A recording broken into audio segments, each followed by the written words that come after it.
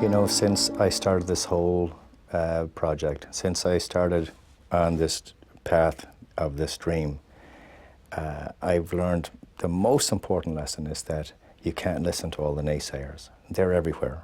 They're everywhere. And the more people that told me it couldn't be done, the closer I know that I am to success. It's always been that way. You can't do arenas, you're a dancer. You can't have big screens, you're a dancer. What does that mean? I don't understand that. I could never understand that. My dream was to compete with the big rock and roll shows.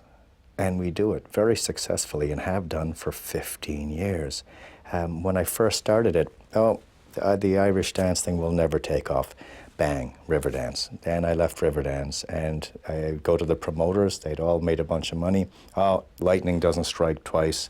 It can't work. It's impossible, impossible, impossible, impossible. That's all I kept hearing. So I took whatever little bit of money that I had made in a short period of time, and I sold the video rights, £850,000 sterling at the time, in advance to get the money to bankroll the show. And it took me nearly a year to break even, doing shows every single night. But I did it, and we sold out, and we made money, and Lord of the Dance was born against all the odds, against all the naysayers, and we're still going all these years later, and they're still telling me, can't be done.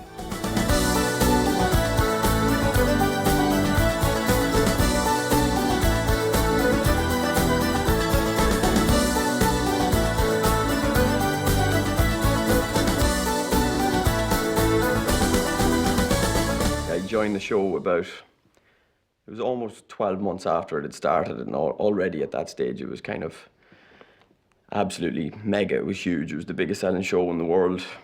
Michael was already like a superstar, so it was fantastic coming from an Irish dancing background. Obviously, everybody in the world knew who Michael was. He was like a huge star, even bigger star in the Irish dancing world, so coming to work with him was just, it was kind of a dream come true at that stage. And I've been with the show now almost 14 years, and obviously I've worked with Michael before, but for him to come back and we're doing this whole new show on a new scale, new everything, it's just fantastic. And to be dancing lead alongside him is just as good as it gets, really. My wife and I went to Cairo in Egypt to see our show. Lord of the Dance was performing and we were invited to come and sit in the royal box. And after the first number, you know, I could feel myself getting very lively and my toes were tapping. Warlords came along and I could feel my hands starting to sweat a little bit. The end of the first half is Lord of the Dance and I was absolutely buzzing. By the end of the show, I was standing up, screaming and clapping like everybody else. And it hit me just like a hammer in the head, how important that show is to me and how it translates to every audience in the world.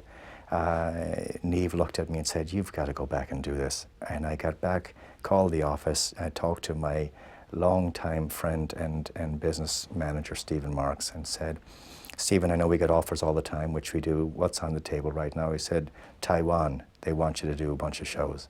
Did 8 shows in 6 days, football stadiums, sensational. But what it did more than anything is it put the hook right back in me. You know, the feel of the audience, the feel of the training, the hard work missing. Your body misses that hard work. I asked him again after that was over, I think we could do a little bit more. And he said, well, you know, we've got the UK on the table and Germany, our old friend Merrick Lieberberg and a few other places. And I know that that was a serious ask. So 8 months of training every day, you know, the weights, stomach crunches, the cardio, endless cardio, the heavy bag and dancing, finding places to go and rehearse in every city we were in to prepare for this. It was a long, arduous task to prepare for this. And then mentally rethinking the show. Where am I going to put the lights this time? What am I going to use for the screens? Or what did I have in mind in order to change that, to give it a new fresh look and a new bold choreography? How would I go about that? And then getting the right team in place, which also is really a difficult task because you're dealing not only with the greatest dancers, but personalities and many other things that go in it. And we had to bring the ones that have been there from the beginning. That was the important part. Anytime I go on the road, I try to bring everybody around me that's been there with me, because they deserve that loyalty and that respect. I've been dancing with Michael for 14 years, since the start, since the original Lord of the Dance. So yeah, it's been an incredible experience. Working with Michael, it's very, very difficult to put into words, because it's something you feel in your heart. And I've been dancing with him a long time now. And from day one, it just really, really clicked. And we just had an amazing chemistry together. But I think it's just grown now. And when you dance with him, you actually do not want the number to end. He has something incredible energy that just even to watch him perform, I think it says it all. And he's the most amazing performer I've ever watched, and I think he's incredible. And I'm just glad that he gave me the opportunity to be his partner and to work with him, because it's been, yeah, as I say, it's very hard to put it into words. It's been amazing. I had a call one night from Michael to say that he was going to start his own show, and he'd like to meet up. Would I be interested in working with him? And then a couple of weeks later, we met in a hotel at Dublin Airport, and he told me of his vision and what he wanted to do, and he would like if I would join him. I think that was either late in 95 or early 96. In March that year, we got together, we auditioned and chose our first team. A smaller group, first of all, a working group, which we worked together in getting the show off the ground and putting the ideas together. And Michael was never short of ideas, even to this day. And so that was the start of Lord. And so I've been with him ever since. It starts with Michael and I sitting down together. Michael, with Lord of the Dance and with Feet of Flames and Celtic Tiger, has a very clear vision about what he wants to achieve, both dramatically and technically, with each scene for each show. So the process starts with us sitting down together, going through the show, like his vision for the show, scene by scene. And so I would take copious amounts of notes and go away and start writing the music on the basis of the briefings I've got directly from him. I mean, he's a fantastic guy to work with, because Michael has a marvellously animated way of describing the scenes visually and dramatically. And he's been kind enough to say to me that, or to say about my music, that when he hears it, it conjures up images for him. And equally, when he's describing the images and the visions that he has for the show, it opens floodgates creatively in my mind. So there's been a great chemistry between us right from the word go. Preparing is difficult, because you can never prepare on the day for what it is you're going to deliver that night. You can do a certain amount of getting in the zone and being psyched up, but preparing has to be done months and months in advance. I mean, literally, for what we do, it literally takes years to be ready to put on the type of show that we put on each night. You know, we've been dancing this show to sold-out audiences for over 15 years now, I'm proud to say. But it's getting better all the time. And it's only getting better because we've been doing it for that long. And the ideas just kind of come organically. It just evolves. It just constantly moves and grows and changes the way anything would over time. We've become seasoned. All the dancers think clearly to themselves. They're living and breathing and moving at lightning speed up there. Because they have such remarkable experience. You know, sometimes in rehearsals, when I'm creating things, I'll take one piece that's 30 seconds long and work on it for 8, 10, 12 hours. And we'll just do it over and over and over and over until we get it right. But for me, that's the magic of what this show is. And there's nothing else like it in the world. When I'm on stage at the end of that encore, and you've got up to maybe 50 dancers on stage, and they're all dancing as fast as they possibly can, all hitting the floor several times a second at exactly the same time. That's not something that can be achieved overnight or in a month or 2 months or even 5 months. It takes years of practice. Getting some of the dancers in and auditioning them, I don't always take the ones that are the most technically brilliant dancer. I'll take the ones that really want to be there, that understand what it's like to be on stage. And some of them just come alive on stage. They're calm in the storm. That's what I'm looking for. And like directing them, the same thing. I don't try to remold them and make them fit into the show. Rather, like young Kira, when I redesigned the whole Bold Girl part for her, I take her talent gently and just let people see it for what it is. Just brush it off for people to see and let her be her and mold the role around her so that we see the best of what she does. And then she's happy. Then she's confident in her role. When you have that kind of confidence in your performance, then you can relax into it and you can be yourself. And everybody's happy backstage because they're so confident. They're not worried that they're going out to do something they're uncomfortable with.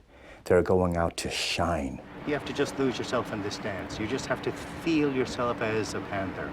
So when you're doing that, coming up that floor, it's not a mechanical movement.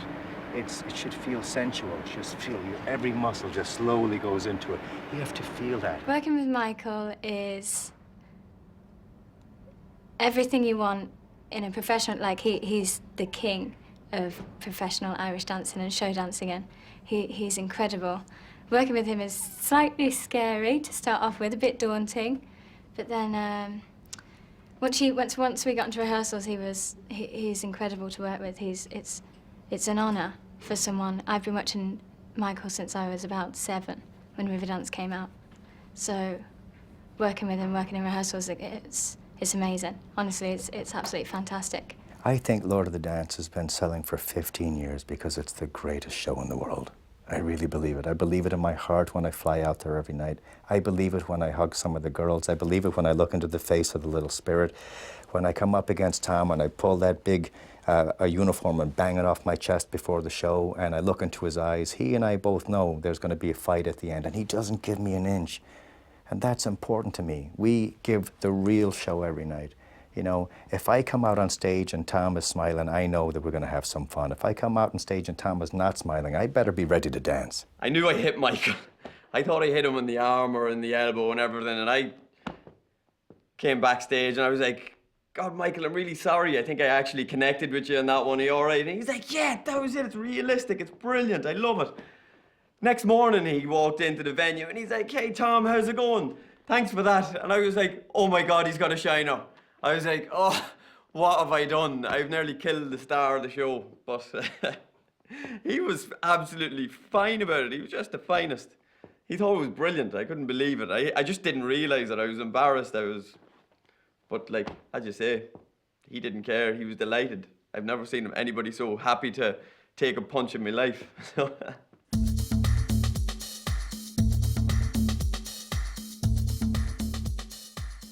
I think what you'll see in this 3D movie is everything we've worked for 15 years to put together. You'll see it better than if you were at the show yourself at a live performance. You'll see this better because you'll be taken to places you couldn't get to from your seat. And that's the whole reason I decided to do 3D. It's not like a regular movie. It takes me to a new place. It's as far as I could possibly go with my art form now.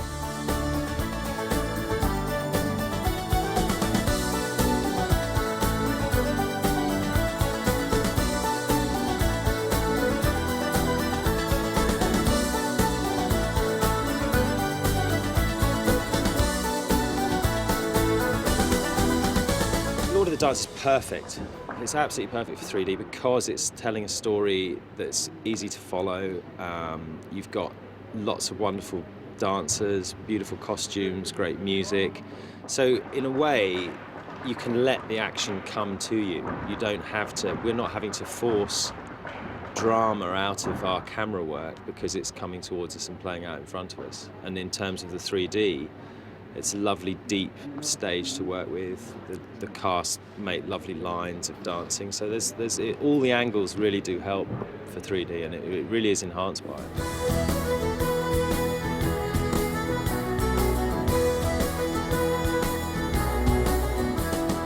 It hasn't affected my work in terms of the design or the approach, but what it has done, now that we're shooting the DVD, the way that the show is lit is vastly different from shooting a 2D DVD.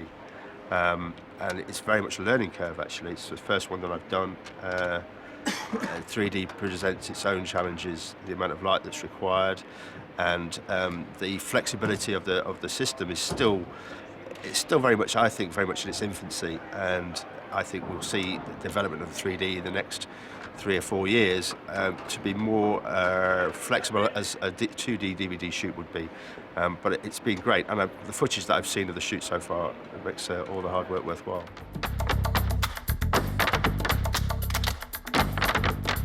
The 3D is 3 times as delightful to look at, but it's 3 times as difficult to do. 3 times more expensive. You kind of need 3 times more people, and you have 3D time as well. So all the rigs take forever to line up, and you ask someone how long it's going to be before they're ready, and they'll say 20 minutes, and that's 20 minutes in 3D time. That actually means an hour. So time is multiplied by 3 as well.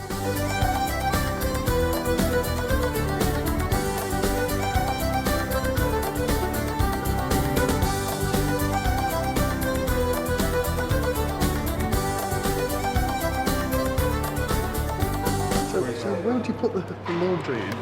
The laundry goes in there. Where's the washing powder go?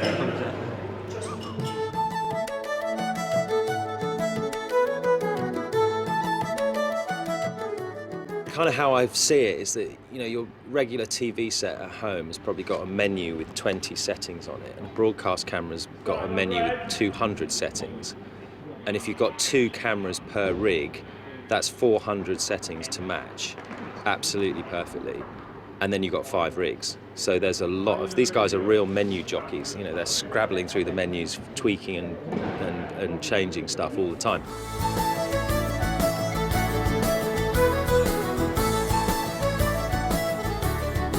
And I guess what will happen as the technology develops is that a lot of those settings will become kind of default settings, if you like, which will accelerate the process. And as with all film and TV, people will play with the medium, and they'll push it further and further. And the techniques that we take for granted now in 2D world, in 3D world, there'll be techniques that will be tried and tested in a few years' time. So I think that I'd like to think the process will become a little easier.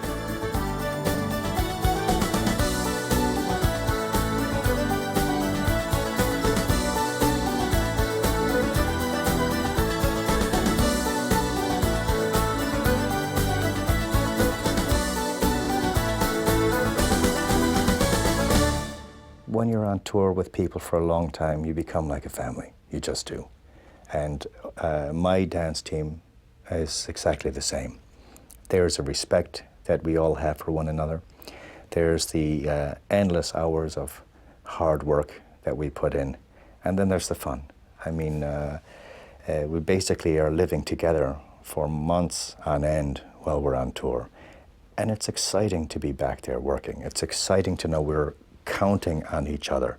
And sometimes you have to let a little steam out, and you have to laugh about things. You just have to. It's human.